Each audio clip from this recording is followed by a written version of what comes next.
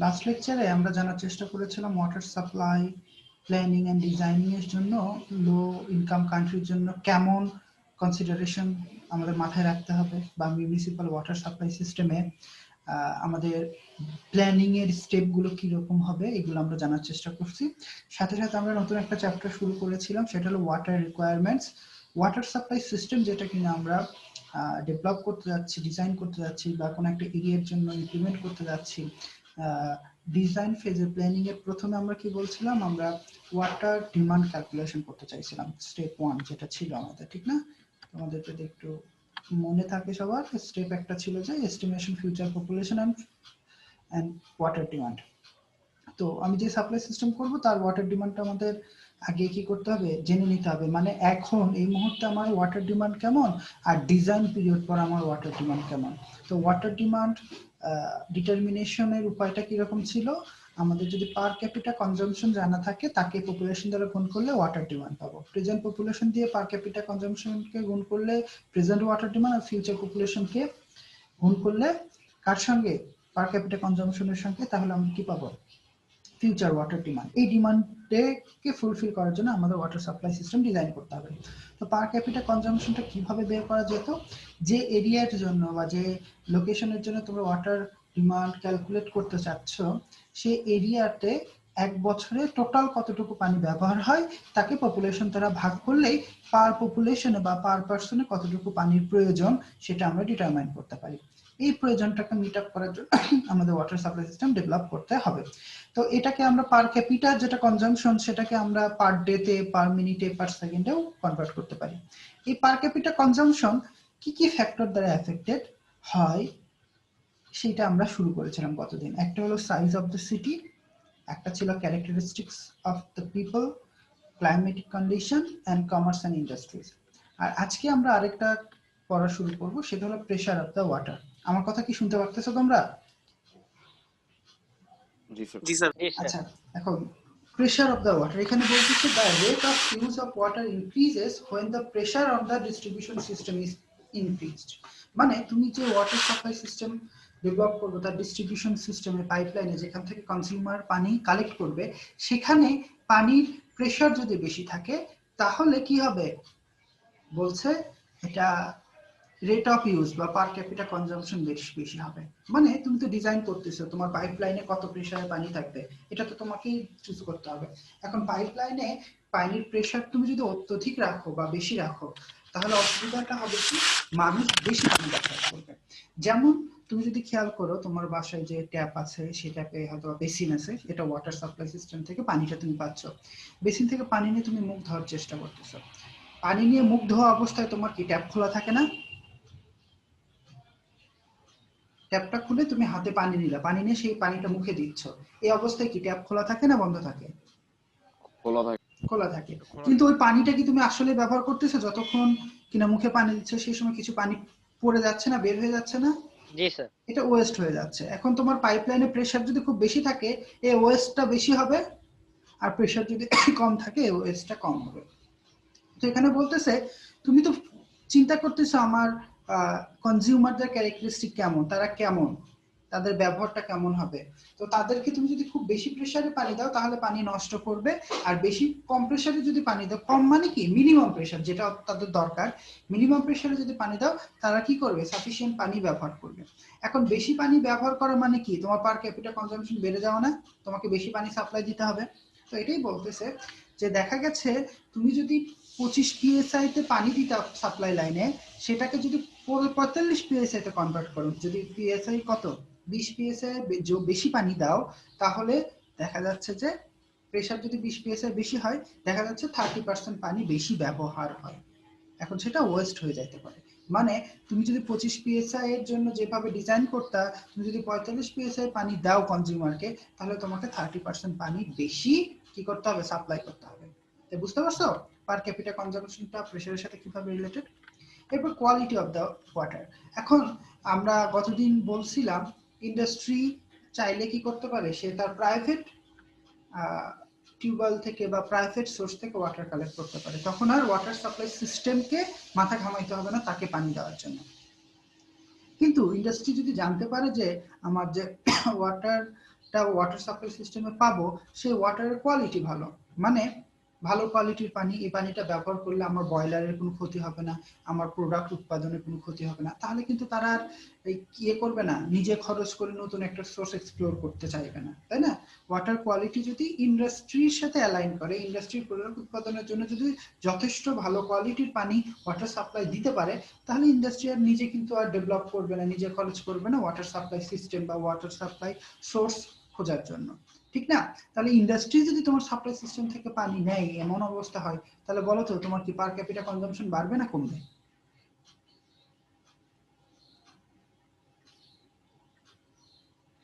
Industry বলছে আমি water supply system থেকে পানি নিব, তাহলে কি পার ক্যাপিটা কনজাম্পশন বাড়বে না কমবে? স্যার বাড়বে। বাড়বে, কারণ তোমার সিস্টেমের বেশি পানি সাপ্লাই দিতে হবে, এই জন্য তোমাকে পার ক্যাপিটা কনজাম্পশন বাড়তেছে। কারণ পার ক্যাপিটাকে আমি আরেকবার তোমাদের বলি, বিষয়টা হচ্ছে এরিয়াতে টোটাল যত পানি ব্যবহার করা হয়, মানে এই সাইজ সিটি, বড় সিটি যদি বড় হয়, পিপলের ক্যারেক্টারিস্টিক যদি হাই লেভেলের হয়, ক্লাইমেটিক কন্ডিশন যদি ড্রাই ওয়েদারের হয়, তাহলে দেখবা বারবার পানির কনজাম্পশনটা কিন্তু এক বছরে বেশি হয়ে যাবে। ওই সেম পপুলেশন দ্বারা ভাগ করলে ছোট সিটিতে কনজাম্পশন রেট কম আসবে, বড় সিটিতে কনজাম্পশন রেট বেশি আসবে, কারণ পানির ব্যবহারটা বেশি। তো পানির ব্যবহার যেখানে বেশি সেখানে পার ক্যাপিটা কনজাম্পশন রেট বেশি আসবে। তো পানির ব্যবহারটা বেশি হচ্ছে একটা কোয়ালিটির উপর। আরেকটা স্যার নেটওয়ার্কে প্রবলেম করতেছে স্যার। এটা কি সবার? জি না স্যার, আমাদের ঠিক আছে স্যার। ও আচ্ছা, তোমার পার্টিকুলার লোকেশনে বোধহয় একটু সমস্যা হচ্ছে। তোমরা শুনতে পারতেছো তো? জি স্যার। এরপর সুয়ারেজ ফ্যাসিলিটি। সুয়ারেজ ফ্যাসিলিটি হলো মানে তুমি পানি ব্যবহার করবা, পানি ব্যবহার করলে কি হবে? ওয়েস্ট তৈরি হবে, তাই না? ওয়েস্ট ওয়াটার তৈরি হবে। এখন ওয়েস্ট ওয়াটারটা তোমার মাথায় তো চিন্তা করতে হবে যে এই ওয়েস্ট ওয়াটারটা আমি যেখানে ব্যবহার করতেছি সেখান থেকে ওয়েস্ট ওয়াটারটা ডিসপোজ করতে হবে, বাইরে ফেলে দিতে হবে। এখন তোমার বাড়ি থেকে যদি বাইরে ফেলে দেওয়ার সুযোগ স্যার সুবিধা বেশি। শুনতে পাচ্ছি, মানে একটু ভাঙা ভাঙা মেবি আসছে, বাট কন্টিনিউ করেন স্যার। আচ্ছা, সুয়েজ ফ্যাসিলিটি বলতে বোঝাচ্ছে ওয়েস্ট ওয়াটার তুমি যেটা তৈরি করবা সেই ওয়েস্ট ওয়াটারটাকে তোমার পয়েন্ট অফ লোকেশন বা পয়েন্ট অফ জেনারেশন থেকে দূরবর্তী কোনো জায়গায় বা অন্য কোনো লোকেশনে ডিসপোজ করা, এটা হলো সুয়ারেজ। এখন পাইপ সুয়ারেজ সিস্টেম যেমন ঢাকা শহরে আসলে তুমি যখন বাড়িতে পানি ব্যবহার করতেছো, যত ওয়েস্ট ওয়াটার তৈরি হোক, যেহেতু ঢাকাতে একটা ডেভেলপড সুয়ারেজ সিস্টেম আছে, তুমি কিন্তু ওয়েস্ট ওয়াটার তৈরির সময় মাথায় চিন্তা করতেছো না যে আসলে এতগুলো পানি নষ্ট করলাম, এতগুলো ওয়েস্ট ওয়াটার তৈরি করলাম, এগুলো কোথায় ফেলবো বা কোথায় যাবে, এটা নিয়ে তোমার কিন্তু মাথা ঘামাইতে হচ্ছে না। সুয়ারেজ ফ্যাসিলিটি আছে, এই জন্য তুমি ইচ্ছা মতো তোমার ইচ্ছা মতো কিন্তু ওয়েস্ট ওয়াটার তৈরি করছো, মানে ইচ্ছা মতো পানি তুমি ব্যবহার করতেছো, ইচ্ছা মতো তোমার ডিমান্ড ক্রিয়েট হচ্ছে। কিন্তু তুমি যদি আনসুয়ার্ড এরিয়া, যেরকম ধরো রুরাল এরিয়া বা এত রুরাল এরিয়া সহ তোমার আরবান এরিয়া যেগুলো আছে, ছোট ছোট আরবান জেলা শহর, সেখানে কিন্তু ওয়েস্ট ওয়াটার তৈরির পর তাদের চিন্তা করতে হয় এই পানিটা আমি কোন দিক দিয়ে ফেলে দিব, কোন দিক দিয়ে পানিটা আমার বাড়ি থেকে দূরবর্তী কোনো একটা জায়গায় যাবে, ঠিক আছে? তো সুয়ারেজ ফ্যাসিলিটি যদি বেশি হয় সেক্ষেত্রে কিন্তু মানুষ পানি ব্যবহার বেশি করবে, আর সুয়ারেজ ফ্যাসিলিটি যদি ডেভেলপ না হয় তখন সে কিন্তু পানির ব্যবহার কম করবে, কারণ তাকে নিজেকেই তো এই সুয়ারেজ ফ্যাসিলিটি ডেভেলপ করতে হবে, তো সেটা তো সে করতে চাইবে না। তো সুয়ারেজ ফ্যাসিলিটি যেখানে ভালো সেখানে ওয়াটার কনজাম্পশনটা বেশি হয়। এরপর হলো ওয়াটার রেটস এন্ড মিটারিং। এখন তুমি যে ওয়াটার সাপ্লাই সিস্টেমটা ডেভেলপ করতে চাচ্ছ, যার জন্য ওয়াটার ডিমান্ড ক্যালকুলেশন করছো, সেখানে পানিটা কি তুমি ফ্রিতে দিবা নাকি পানিটা তোমাকে টাকা দিয়ে সাপ্লাই করবা? যেমন ঢাকা ওয়াসা কি করে, ফ্রিতে দেয় নাকি টাকা নেয়? টাকা নেয়। টাকা নেয়। তো টাকা নেওয়ার কারণে কি হয়, মানুষজন যারা বাড়িওয়ালা আছে, যারা কনজিউমার আছে, তারা চিন্তা করে আমাকে তো বেশি পানি নেওয়া যাবে না, বেশি পানি নিলে বেশি টাকা দিতে হবে। সেক্ষেত্রে তারা কি পানি ব্যবহারে তাদের চাহিদাটাকে কি করে, মেনটেন করে, তাদেরকে চাহিদাটাকে কি করতে করতে থাকে, মানে শাসন করতে থাকে যে আমার যতটুকু দরকার ততটুকু আমি পানি নিব। আর মিটারিং মানে কি, এই রেটটা যে আছে তুমি কতটুকু পানি ব্যবহার করলে সেটা মেজার করার জন্য পাইপলাইনে একটা মিটার দেওয়া হয়, এই মিটারটাই অথরিটি চেক করে যায় আসলে এক মাসে এক বছরে কত পানি তুমি ব্যবহার করলাম, ঠিক আছে? তো ওয়াটার মিটারিং আর রেটস এর মাধ্যমে কি হচ্ছে, কনজিউমাররা সচেতন হচ্ছে, তারা টাকার ভয়ে বা টাকা যাতে বেশি খরচ না করতে হয় এই জন্য তারা কি পানি ব্যবহারে কি থাকবে, সচেতন থাকবে। এবং যে পাইপলাইন গুলো আছে সেই পাইপলাইন গুলোর মধ্যে যদি কোনো লিকেজ থাকে, কোনো যদি ব্রেকডাউন থাকে, সেগুলো তারা খুব সহজে রিপেয়ার করবে, না হলে ওয়েস্টেজ ওয়াটারের টাকা তারা কেন দিতে যাবে, তাই না? তো এটা হলো তুমি তোমার সাপ্লাইটা কিভাবে দিবা, এই টাকা দিয়ে দিবা, টাকা দিয়ে দিলে কিন্তু দেখবে তোমার ডিমান্ডটা কিছুটা কমে আসতেছে। আর তুমি যদি ফ্রি ফ্রি সবাইকে দিয়ে দাও তাহলে কিন্তু ওরা কোনো হিসাব ছাড়া পানি ব্যবহার করবে, তাহলে তাদের ডিমান্ড বেড়ে যাবে। ডিমান্ড বেড়ে যাওয়া মানে পার ক্যাপিটা কনজাম্পশন বেড়ে যাওয়া, ঠিক আছে? তো আমি যদি তোমাদের বলি how water demand is affected or per capita consumption is affected by water rates and modeling metering পারবা না বলতে বলতে পারা উচিত। এরপর nature of supply, nature of supply মানে তুমি সাপ্লাইটা 24/7 দিবা কিনা, তুমি পাইপ যে ওয়াটার নেটওয়ার্কে আছে সেই নেটওয়ার্কে হাই বা মানে অ্যাডিকুয়েট প্রেসারে উইথ প্রেসার পানি কি 24 ঘন্টা দিবা সাপ্লাই, নাকি দিনের একটা সার্টেন টাইম দেবা। তুমি যদি 24 ঘন্টা পানি দাও তাহলে কনজিউমাররা কি ভাববে যে পানি তো আমি 24 ঘন্টায় পাই, যত ইচ্ছা পানি ব্যবহার করি। আর তুমি যদি দিনের মধ্যে একটা সার্টেন টাইমে দাও, যেমন জেলা শহরগুলোতে যে পৌরসভা আছে ওরা কি করে সকালে 1 ঘন্টা, দুপুরে 1 ঘন্টা আর সন্ধ্যায় বা বিকালে দেয় আধা ঘন্টা পানি, মানে বলতেছে কি তোমাকে এই প্রেসারে পানি পাবা এই 3টা সময়, এর মধ্যে তোমাকে পানিটা কালেক্ট করতে হবে। যদি এইরকম ইন্টারমিডিয়েন্ট সাপ্লাই হয়, নন কন্টিনিউয়াস সাপ্লাই হয়, তখন কনজিউমার কি করবে, যখন সাপ্লাই পিরিয়ডে পানিটা কি করবে স্টোর করে রাখবে আন্ডারগ্রাউন্ড ওয়াটার রিজার্ভারে, তাই না, স্টোর করে রাখবে, তারপরে পরবর্তীতে সেই পানিটা বা বিল্ডিং এর মধ্যে কি করে দিবে, ডিস্ট্রিবিউট করে দিবে। সেই ক্ষেত্রে তারা কিন্তু অযাচিত কি করবে না, পানি ব্যবহার করবে না বা পানি নষ্ট করবে না। তো পানি নষ্ট যদি না করে তাহলে কি হচ্ছে, পার ক্যাপিটা কনজাম্পশন কি বাড়বে না কমবে?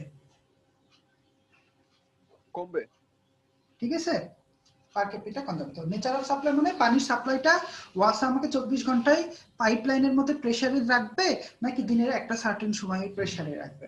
ঠিক আছে, এখন availability of private supplies, private supplies বলতে বোঝাচ্ছে কোন একটা কনজিউমার বা কোন একটা ইন্ডাস্ট্রি, কোন একটা হাউস হোল্ড যদি বলে না আমরা নিজেদের পানি সংস্থা নিজেই করব, মানে তুমি যদি জেলা শহরগুলোতে যাও কি করে, টিউবওয়েল থেকে পানি নেয় নিজের বাড়িতে, বা সাবমার্সিবল পাম্প দিয়ে গ্রাউন্ড ওয়াটার থেকে পানি কি করে কালেক্ট করে, বা নর্মাল পাম্প দিয়ে গ্রাউন্ড ওয়াটার থেকে পানি কালেক্ট করে নিজেদের চাহিদা মেটায়, তখন কিন্তু তোমার তৈরি করা ওয়াটার সাপ্লাইয়ের উপর তাকে ডিপেন্ড করতে হচ্ছে না, তাই না। তো প্রাইভেট সেক্টর, প্রাইভেট সাপ্লাইয়ের অ্যাভেলেবিলিটি যদি থাকে তাহলে কি হবে, সাপ্লাই সিস্টেমের ওয়াটার ডিমান্ড কি হবে, তুলনামূলকভাবে কম হবে। এই ঘটনাটা কখন ঘটে, যখন কিনা সাপ্লাই সিস্টেমে যদি পোর কোয়ালিটির ওয়াটার যায় এবং মিউনিসিপাল সাপ্লাইয়ের ক্ষেত্রে যদি কস্টিংটা বেশি হয়।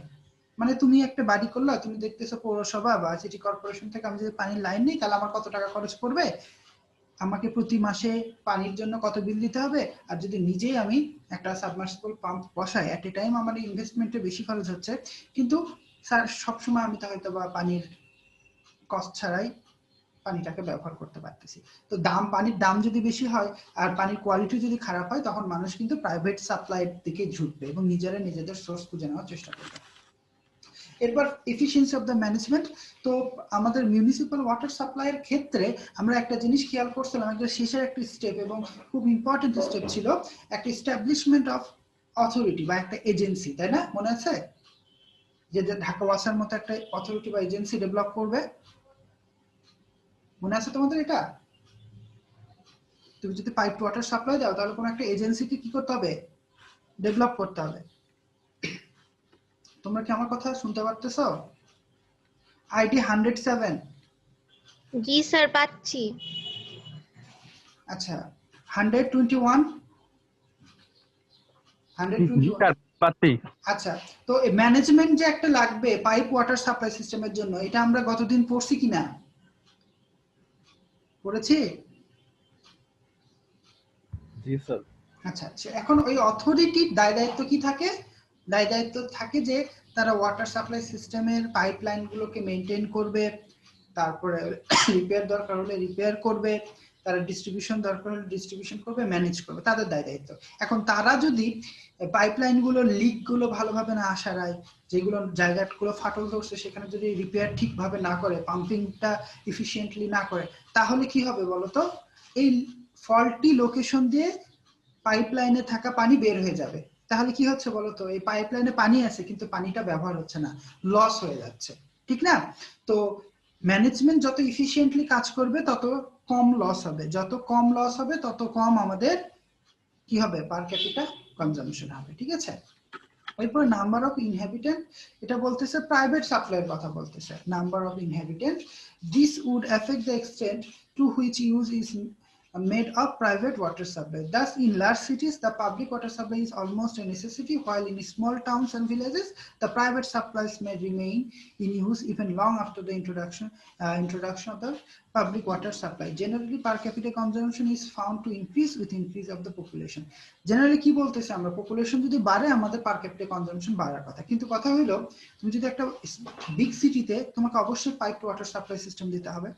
আর তুমি যদি একটা স্মল সিটিতে যাও, স্মল সিটিতে দেখা যাবে যে তারা আগে নিজস্ব বা প্রাইভেট সাপ্লাই থেকে পানি নিত, মানে টিউবওয়েল থেকে পানি নিত। এখন তুমি যদি তাদেরকে পাইপ নেটওয়ার্ক দাও, তারা কিন্তু তখনও পাইপ নেটওয়ার্কে যাবে না, বিশেষ করে স্মল টাউনশিপ গুলোতে তারা কিন্তু ওয়াটার সাপ্লাই লাইন নিতে চাবে না, কারণ তাদের প্রাইভেট সোর্স আছে।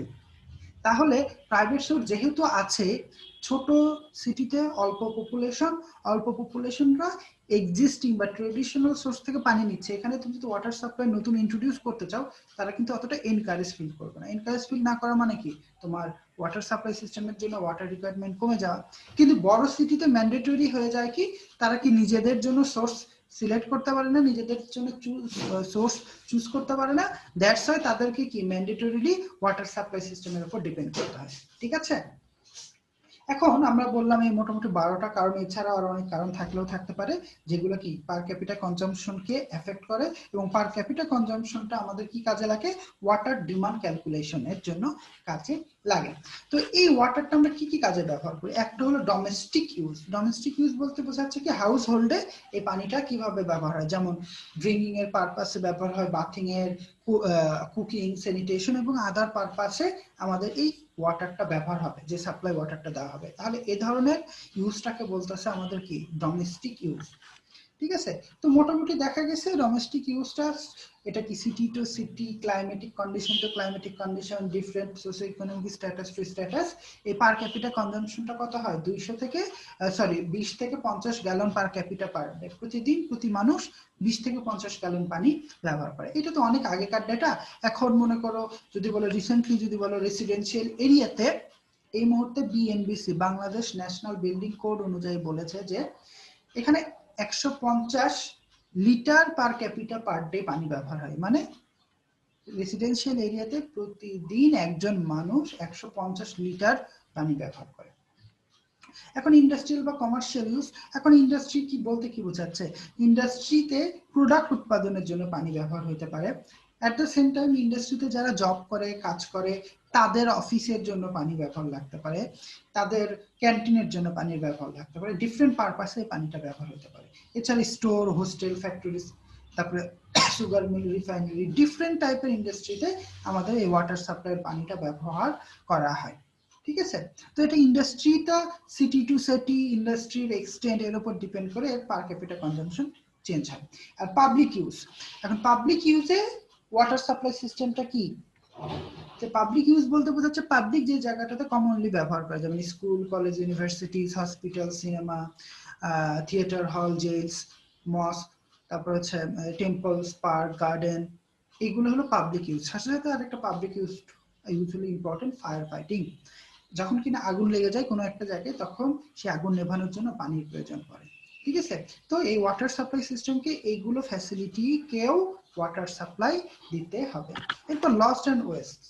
তো লস বলতে আমি যদি বলি, লস আর একটা ওয়েস্ট। ওয়েস্টকে আমি একটু আগে চিন্তা করি। ওয়েস্টটা বলতে বোঝাচ্ছে তোমার পাইপলাইনে কোনো একটা ফাটল দেখা গেল, জয়েন্টে ফল্ট দেখা গেল, বিভিন্ন জায়গায় লিক হয়ে গেছে, পাম্পিং এর জায়গাটাতে কি হচ্ছে লিক প্রুফ না, এরকম জায়গা থেকে পানি বের হয়ে যাবে, যে পানিটা আমাদের ওয়েস্ট হয়ে যাচ্ছে। আরেকটা জিনিস আছে, এটা লসও বলা চলে। আরেকটা হলো আমাদের পাইপলাইনে কিছু মানুষ চুরি করে, আনঅথরাইজড কানেকশন, যে পাইপলাইনে অথরিটির অনুমতি ছাড়া যে কোনো একটা জায়গা থেকে পানির কানেকশন নিয়ে অনেক পানি স্লাম এরিয়াতে বা অনেক ফ্যামিলি, অনেক ইন্ডাস্ট্রি, অনেক অফিসে পানির কানেকশন গুলো নেয়, মানে অথরিটিকে জানায় না, অথরিটিকে বিল পে করে না, কিন্তু তারা কি করে এই কানেকশন গুলো নেয়। এর কারণে কি হচ্ছে, আমাদের ওয়াটার ডিমান্ড বাড়তেছে, কিন্তু আমরা সেই ডিমান্ড অনুযায়ী পানি দেওয়ার চেষ্টা করতেছি, কিন্তু যতটুকু পানি দিচ্ছি ততটুকু আমরা টাকা পাচ্ছি না। এগুলো হয়ে গেল আমাদের লস্ট বা ওয়েস্ট। তো মোটামুটি দেখা যায় একটা রেঞ্জ এখানে দেওয়া আছে যে domestic, commercial, public, loss, waste, কোথায় কত gallon per capita per day পানির একটা ব্যবহার হয়। সাথে সাথে আবার দেখা যাচ্ছে special consumption of water office building এ, তারপরে এডুকেশন ইনস্টিটিউশনে, হসপিটালে, হোটেলে কত প্রতি পার্সনে কতটুকু পানি ব্যবহার হচ্ছে, অথবা প্রতি বেডে কতটুকু পানি ব্যবহার হচ্ছে, বা যদি লন্ড্রির কথা চিন্তা করো তাহলে প্রতিটা কত পানি প্রতিটা ওয়াশে, প্রতিটা কাপড় পরিষ্কার করতে কতটুকু পানি প্রয়োজন, এটার একটা চেক লিস্ট আউট আছে। তো যখন ওয়াটার ডিমান্ড ক্যালকুলেট করতে হবে তখন এই পপুলেশন দিয়ে, প্রোডাক্ট দিয়ে এই কনজাম্পশনটাকে গুণ করে আমাদের ওয়াটার ডিমান্ডটাকে বের করে নিয়ে আসতে হবে। তো ওভারঅল যদি আমি বলি, water consumption without loss, domestic পারপাসে কত পার্সেন্ট ওয়াটার ব্যবহার হয়, টোটাল ওয়াটার সাপ্লাই মানে এটা মিউনিসিপাল এরিয়াতে টোটাল ওয়াটার সাপ্লাই কত পার্সেন্ট, ডোমেস্টিক পারপাসে কত পার্সেন্ট, কমার্শিয়াল পারপাসে কত পার্সেন্ট, ইন্ডাস্ট্রিয়াল এবং কত পার্সেন্ট পাবলিক হেলথে বা sorry public and other facilities এর জন্য ব্যবহার হয়, সেটা একটা চার্ট দেওয়া আছে। তারপর আরেকটা মানে এগুলো হলো ডেটা, বিভিন্ন জায়গা থেকে কালেক্ট করা ডেটা। এটা হচ্ছে আগেকার ডাটা, এখন রিসেন্ট টাইমে হয়তো বা এগুলো ডাটা চেঞ্জ হয়ে গেছে, এগুলো তোমরা নিজেরাই খোঁজ নিয়ে নিতে পারো। তো বিভিন্ন ইন্ডাস্ট্রিতে, পেপার ইন্ডাস্ট্রি আছে, কটন ইন্ডাস্ট্রি আছে, অটোমোবাইল ইন্ডাস্ট্রি আছে, ফুড ইন্ডাস্ট্রি আছে, মিনারেল প্রোডাক্ট আছে, কপার আছে, পেট্রোলিয়াম, স্টিল, ডিফারেন্ট ইন্ডাস্ট্রিতে ডিফারেন্ট অ্যামাউন্টের প্রোডাক্ট উৎপাদন করতে একটা ডিফারেন্ট অ্যামাউন্টের ওয়েস্ট মানে ওয়াটার প্রয়োজন। এখানে বলতেছে টন আর এখানে বলতেছে গ্যালন, বলতে বোঝাচ্ছে 1 টন পেপার তৈরি করতে 2000 থেকে 1 লক্ষ গ্যালন পানি ব্যবহার হইতে পারে, তাই না? তাহলে তোমার পেপার মিল প্রতিদিন কত টন পণ্য উৎপাদন করতে পারে, তাহলে প্রতিদিন কতটুকু পানি প্রয়োজন সেটা তুমি পেতে পারো, তাই না? ওয়াটার ডিমান্ডটা সহজেই পেতে পারো। তোমরা কি বুঝতে পারতেছো আমার কথাটা? এই চার্টগুলো আসলে কি কাজে ব্যবহার করতে পারো তোমরা? আলটিমেটলি তোমাকে ওয়াটার ডিমান্ডটা বের করতে হবে, তোমার কতটুকু পানির প্রয়োজন। এরপর একটা ইম্পর্টেন্ট পোরশন আছে ফায়ার ডিমান্ড। ফায়ার ডিমান্ড বলতে বোঝাচ্ছে ফায়ার এক্সটিংগুইশনের জন্য বা আগুন ধরলে আগুন নেভানোর জন্য যে পানিটা দরকার। তুমি যে সিটির জন্য ওয়াটার সাপ্লাই সিস্টেম ডেভেলপ করতেছো, সেই সিটিতে কি হতে পারে, যে কোনো সময় আগুন ধরতে পারে, বাট তুমি তো বলতে পারবে না এই সময় আগুন ধরবে।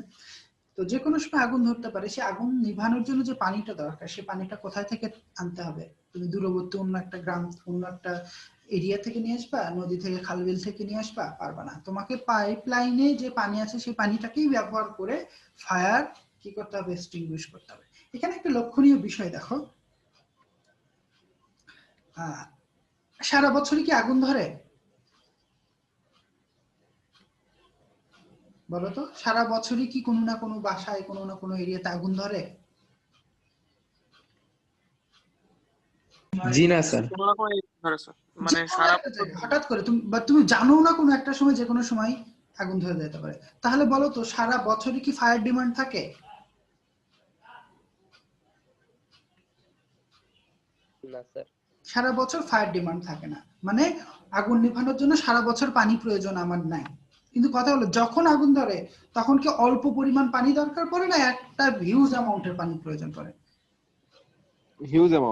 হিউজ অ্যামাউন্টের পানি ব্যবহার করে। সেটাই বলতেছে fire protection is an important function of a water work. Water work বলতে বোঝাচ্ছে কি, তুমি যে সাপ্লাই সিস্টেমটা ডেভেলপ করতেছো, এটাকে কি কি কাজ করতেছো, কি কি কম্পোনেন্ট, এগুলো হলো ওয়াটার ওয়ার্ক।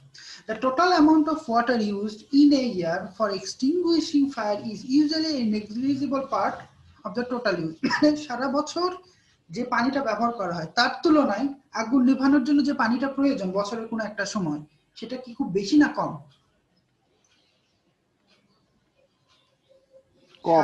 তার তুলনায় কম।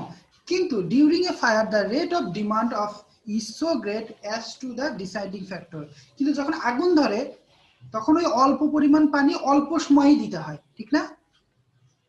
ধরো সারা বছর তুমি 1 কোটি লিটার পানি ব্যবহার করো, কিন্তু আগুন নিভানোর জন্য তোমার ধরো 1 লাখ লিটার পানি লাগে। কিন্তু 1 লাখ লিটার কি সারা বছর লাগে, নাকি কোনো একদিন 1 ঘন্টার জন্য 1 লাখ লিটার পানি লাগে? কোনো একদিন 1 ঘন্টার জন্য। 1 ঘন্টা। তাহলে বলতেছে এইটা হলো ফ্যাক্টর। তুমি ওয়াটার সাপ্লাই লাইন, তুমি 1 কোটি লিটার পানি দেওয়ার জন্য প্রতিদিন কত লিটার পানি দিতে হবে সেটা তুমি জানো, কিন্তু ধরো প্রতিদিন ধর তোমার 50,000 লিটার পানি দিতে হবে সাপ্লাইতে, কিন্তু ওই দিন তোমার তো হঠাৎ করে 1 লক্ষ লিটার পানির প্রয়োজন, তখন তুমি কি করবা? তখন কি আগুন নেভানোর জন্য যথেষ্ট পানি পাবে তোমরা? পাওয়া যাবে না। ওই জন্য ওয়াটার ওয়ার্ক, এই ওয়াটার সাপ্লাই ডিজাইনিং ক্ষেত্রে তোমাদের আগে থেকে চিন্তা করতে হবে যে আমার আগুন নিভানোর জন্য যথেষ্ট পানি যে কোনো সময় আমার সাপ্লাই সিস্টেমে যেন থাকে। ঠিক আছে, তো এখানে একটা কথা বলতেছে, কোনো একটা এরিয়ার পপুলেশন বেশি হলে সেখানে কি বিল্ডিং এর পরিমাণ বেশি হয় না কম হয়? কোনো একটা এরিয়াতে পপুলেশন বেশি হলে সেখানে বিল্ডিং এর পরিমাণ বেশি হয় না কম হয়? বেশি হয়। বেশি হয়। বিল্ডিং এর পরিমাণ বেশি হয়ে গেলে আগুন ধরার পসিবিলিটিটা বেশি হয় না কম হয়? বেশি। বেশি হয়, তাই না? তাহলে কি বলতেছো, যে এরিয়াতে পপুলেশন বেশি সেখানে ওয়াটার ডিমান্ড বেশি আগুন নিভানোর জন্য। জি। তো আগুন নিভানোর জন্য যে পানি প্রয়োজন, যে ডিমান্ড প্রয়োজন, সেটাকে বলা হচ্ছে ফায়ার ডিমান্ড। বুঝতে পারলাম তোমাদের? তো এখন ফায়ার ডিমান্ড যদি আমি বলি, the fire demand is a function of population with a minimum limit because the greater the population, the greater the number of the buildings and the greater the risk of the fire.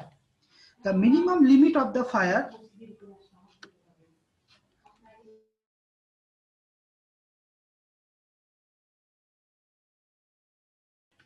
Sorry, এটা বলতেছে আমরা তো এটা বুঝতে পারলাম যে এটা পপুলেশনের সঙ্গে রিলেটেড ফায়ার ডিমান্ড। তো পপুলেশন যত বেশি হবে তত বেশি আমাদের ফায়ারের ডিমান্ড হবে। এখন the minimum limit of the fire demand is the amount and the rate of supply that is required to extinguish the largest probable fire that could be started in the community. বলতেছে তোমাকে যে building গুলো বানাইলা, building বানাইলে তোমাদের তো অনেক কিছু প্রিপারেশন নিতে হয়, নেওয়ার পরও তুমি কিন্তু বুঝতে পারবা সর্বোচ্চ কি পরিমাণের আগুন ধরতে পারে, এটা প্রেডিক্ট করতে হবে। প্রবাবিলি তোমার এরিয়াতে সর্বোচ্চ কি ধরনের আগুন কি ধরতে পারে, কি রিস্কের আগুন ধরতে পারে, তাকে নিভাইতে মিনিমাম যতটুকু পানি লাগবে সেটাকে বলা হয় ফায়ার ডিমান্ড। বুঝতে পারলাম? তোমার এরিয়াতে সর্বোচ্চ আগুন যেটা ধরতে পারে সেইটা নিভানোর জন্য মিনিমাম যতটুকু পানি দরকার সেটাকে বলা হয় ওই এরিয়ার জন্য ফায়ার ডিমান্ড বা পানি প্রয়োজন। বুঝতে পারছো? আচ্ছা, এখন কথা হলো তোমার যে এরিয়াটা থাকবে, এখানে একটা কথা বলতেছে at least 4 streams should be available at all points within the area protected. তো ধরো ঢাকা সিটিতে যদি ওয়াটার সাপ্লাই সিস্টেম বা ওয়াটার নেটওয়ার্কটা আছে, কিন্তু তুমি যদি নিকেতন এরিয়ার কথা চিন্তা করো, স্পেশালি নিকেতন এরিয়াতে যদি আগুন ধরে, তাহলে তোমাকে অন্তত নিকেতন এরিয়ার চারপাশে বা কাছাকাছি অ্যাটলিস্ট 4টা স্ট্রিম থাকতে হবে। এখন 4টা স্ট্রিম বলতে কি বোঝাচ্ছে? এক ধরনের স্ট্রিম হলো ফায়ার হাইড্রেন্ট। এগুলো দেখছো তোমরা? আমি যেগুলো শো করতেছি এগুলোকে হলো ফায়ার হাইড্রেন্ট। এগুলো দেখার অভিজ্ঞতা আছে তোমাদের? এগুলো হলো মুভিতে দেখছি, মানে আমি তো কার্টুনে দেখছি। অগি এন্ড দ্য ককরোচ দেখছো তোমরা কেউ কার্টুন? ওর অনেক দূরে বাড়ির সামনে একটা ফায়ার হাইড্রেন্ট আছে না? দেখো মানে ইয়েরাও মানে কার্টুনরাও কিন্তু ফায়ার মানে আগুন নিয়ে সচেতন। তো কথা বলতেছে দেখো এই রাস্তার পাশ দিয়ে এখানে ওয়াটার সাপ্লাই লাইন মাটির নিচ দিয়ে গেছে, তো এর মধ্যে তো পানি প্রবাহিত হচ্ছে এবং মাটির নিচ দিয়ে বিভিন্ন বাড়িতে ওয়াটার সাপ্লাই চলে গেছে।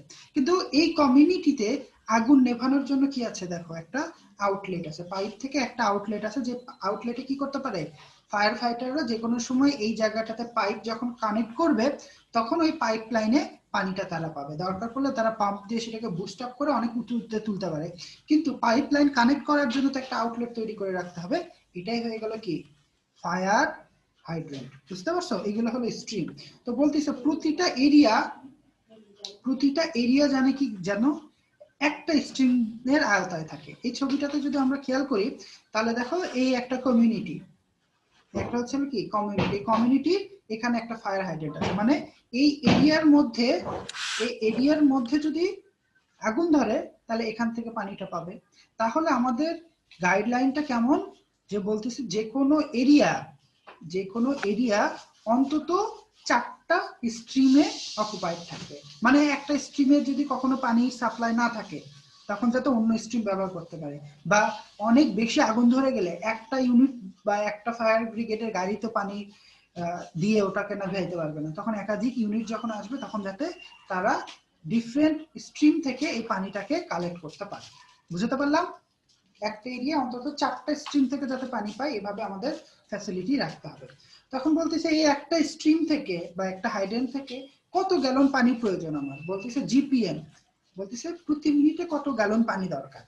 তো বলতেছে যেখানে লো রিস্ক ডিস্ট্রিক্ট সেখানে যাতে ওই হাইড্রেন থেকে 175 গ্যালন প্রতি মিনিটে পানি পাওয়া যায়, আর হাই রিস্ক ডিস্ট্রিক্টে যেন 250 জিপিএম পানি পাওয়া যায়।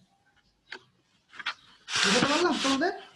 তো ওই হাইড্রেন থেকে আমি পানিটা পাবো, কিন্তু পানিটা আমাকে কত অ্যামাউন্টের পাইতে হবে প্রতি মিনিটে অন্তত যেন ওই হাইড্রেন থেকে 175 জিপিএম পানি পাওয়া যায়। যেমন এই ছবিটাতে দেখো, যে কোনো একটা সময় ফায়ার ফাইটিং এর জন্য এটা এর মুখটা খুলে দিয়েছে, তাহলে দেখো একটা হিউজ অ্যামাউন্টের পানি বের হচ্ছে না? তো যদি লো রিস্ক এরিয়াগুলোতে অন্তত এই ফায়ার ফাইটিং এর জন্য যে পানি দরকার সেটা যেন কত হয়, কত জিপিএম হয় বলো তো? 175। আর হাই রিস্ক এরিয়াতে 250। দেখো ফায়ার ফাইটার প্রয়োজনের সময় পাইপটাকে এখানে কানেক্ট করে, ফায়ার ফাইটার প্রয়োজনের সময় পানিটা এখানে কানেক্ট করে।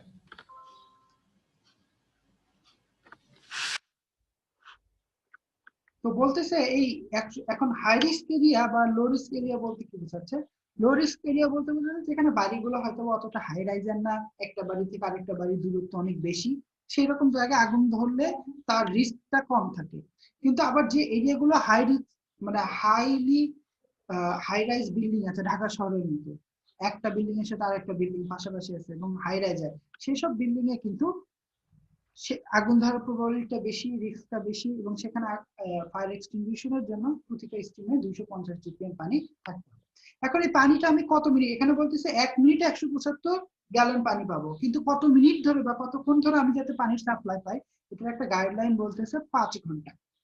মানে মিনিমাম যেন আমি 5 ঘন্টা এই 175 জিপিএম করে পানি পাই। এটার কথা চিন্তা করে তোমাকে পাইপলাইন এবং ওয়াটারের ডিমান্ড ক্যালকুলেট। আর যে পানিটা বের হবে সেই পানির প্রেসারটা যেন 80 থেকে 100 পিএসআই হয়। কত থেকে কত বলতো? 80 থেকে 100 পিএসআই হয়। বুঝতে পারলা? তো তোমাদের যদি একটা মনে করো ফায়ার ফাইটিং এর ইম্পর্টেন্সটা, ওয়াটার ডিমান্ডের সাথে ফায়ার ডিমান্ডের সম্পর্কটা কি, ওয়াটার ডিমান্ড কিভাবে ফায়ার ডিমান্ডকে ইনফ্লুয়েন্স করে, ফায়ার ডিমান্ড ক্যালকুলেশনের জন্য তোমাদের কি কি কনসিডারেশন করতে হবে যদি বলা হয়, তোমাদের কিন্তু এই জিনিসগুলো সুন্দর করে গুছিয়ে লিখতে পারতে হবে। তোমরা কি পারবা? পারবা কি?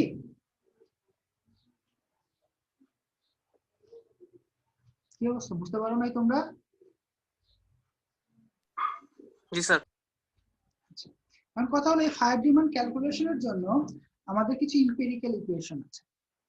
মানে দেখো বিভিন্ন authority, national board of fire and writers, Kuichling আর ফ্রিম্যান জন আর, ইনারা ফর্মুলা ডেভেলপ করেছেন যে আমি যদি পপুলেশন জানি, যেটাকে পি বলতেছি, আমি যদি পপুলেশন জানি তাহলে আমার ওয়াটার ডিমান্ড কত এটা যাতে আমরা ক্যালকুলেট করতে পারি ফর ফায়ার ফাইটিং। ঠিক আছে?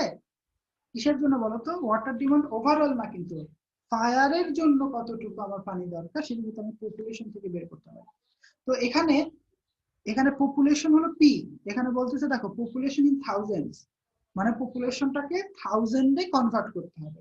থাউজেন্ডে কনভার্ট করা মানে বলতেছে তোমরা যখন এই জেনারেশন, যে হচ্ছিল জেনারেশন জি যাদের বলা হয়, এই জেনারেশনটা তোমরা কে তে অভ্যস্ত না? 1K 2K 3K বলো না? 1K টাকা, 1K লাইক, 1K ভিউ। কে মানে কি? কিলো, হাজার। এখানে হাজারকে বোঝায়। ঠিক আছে? তো বলতেছে 1000 মানে কত কে? 1000 মানে কত কে? Sir 1K। 1K। ঠিক আছে, তাহলে 1000 সমান 1000 পপুলেশন সমান এখানে হবে কি? পি এর ভ্যালু হবে 1। তোমার পপুলেশন যদি 1000 হয় তাহলে তুমি পি এর ভ্যালু ফর্মুলাতে কত বসাবা? 1। পপুলেশন যদি 10000 হয় তাহলে পি এর ভ্যালু কততে বসাবা এই ফর্মুলাতে? 10। ঠিক আছে? ঠিক এইভাবে তোমার পপুলেশন যদি হয় 85000 তাহলে এখানে কত বসাবা? 85। মানে তোমার যে পপুলেশন আছে তাকে 1000 দ্বারা ভাগ করবা, যা পাবা সেটাই হলো পি, তাই না? আবার পপুলেশন যদি হয় 100 তাহলে পি এর ভ্যালু কত হবে? 0.1। 0.1। ঠিক আছে? বুঝতে পারলা তো?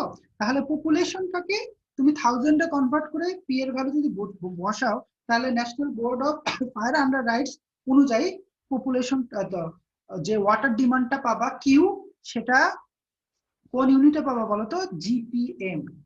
পপুলেশন 1000 এ বসালে কিউ এর যে অ্যানসারটা পাবা যে রেজাল্টটা পাবা সেটা হবে তত জিপিএম পানি প্রয়োজন তোমার ফায়ার ফাইটিং এর জন্য।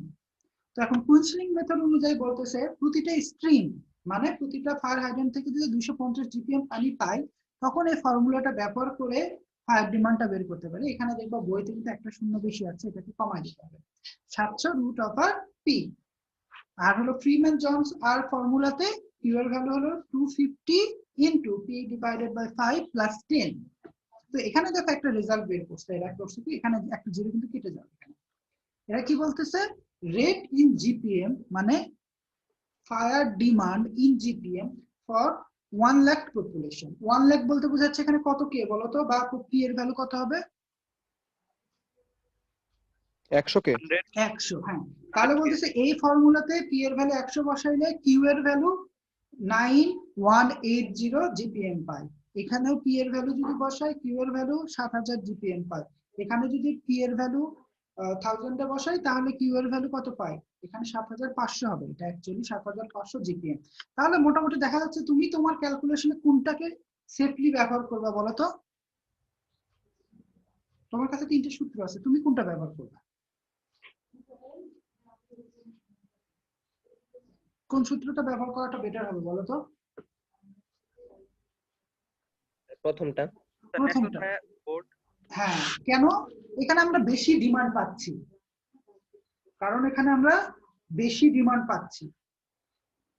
বেশি ডিমান্ড যেহেতু পাচ্ছি তাহলে এই সূত্রটা ব্যবহার করলে আমরা সেফ সাইডে থাকি।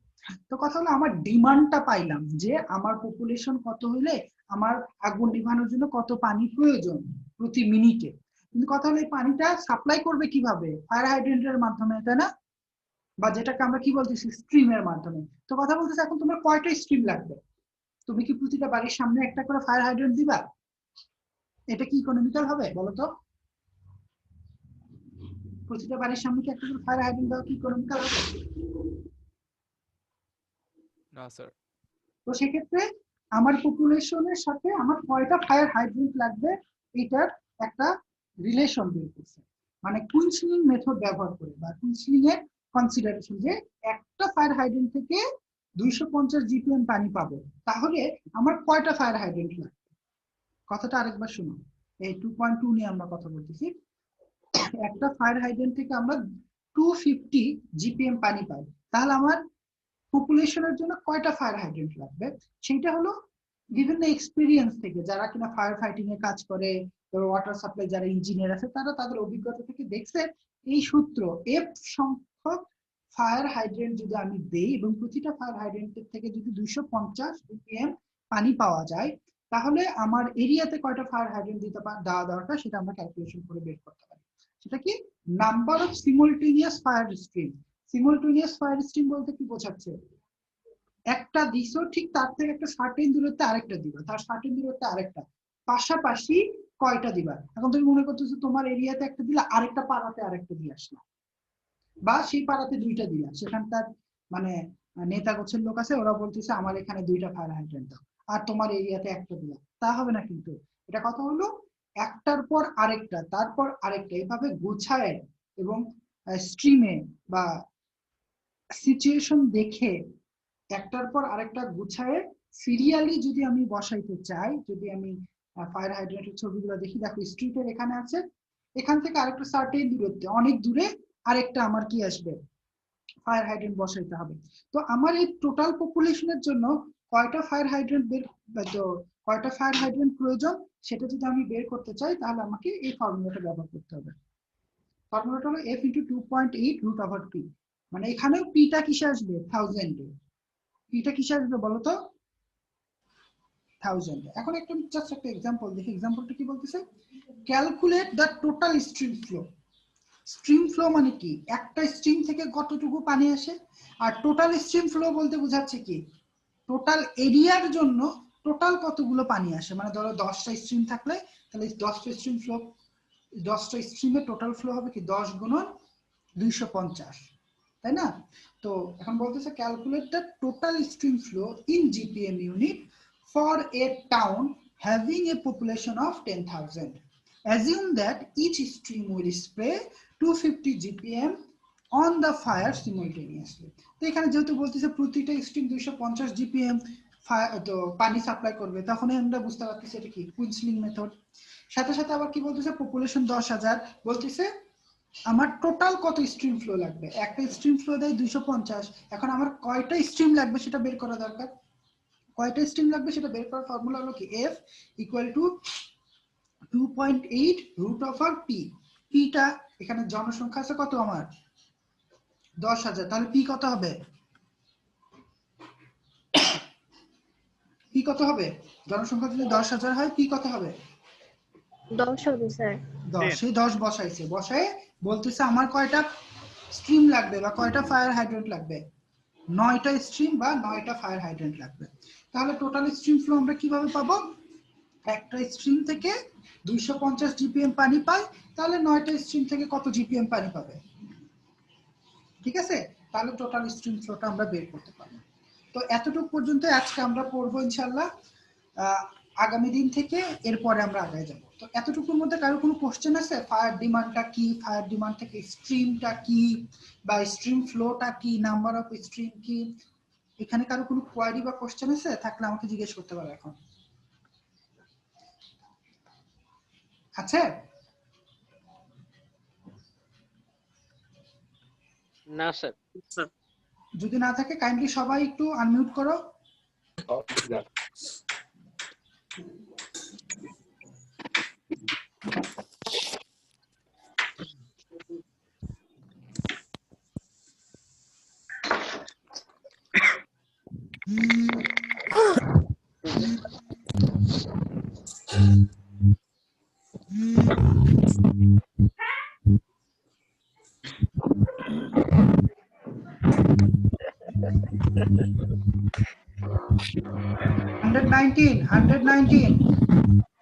Sir.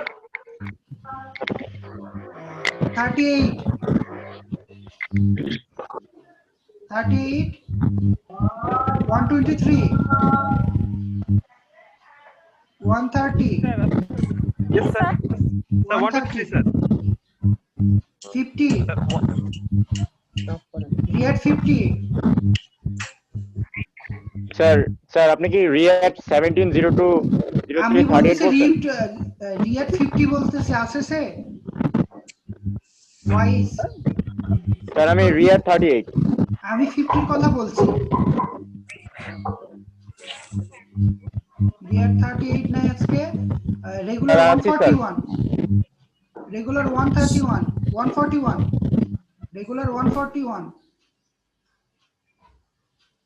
141 নাই, 144, রেগুলার 144, রেগুলার 144। তাহলে আজকে আমাদের 144 নাই, 59 রিয়াক্ট 50 আছে, তারপর রেগুলার 141 নাই, 130 আছো?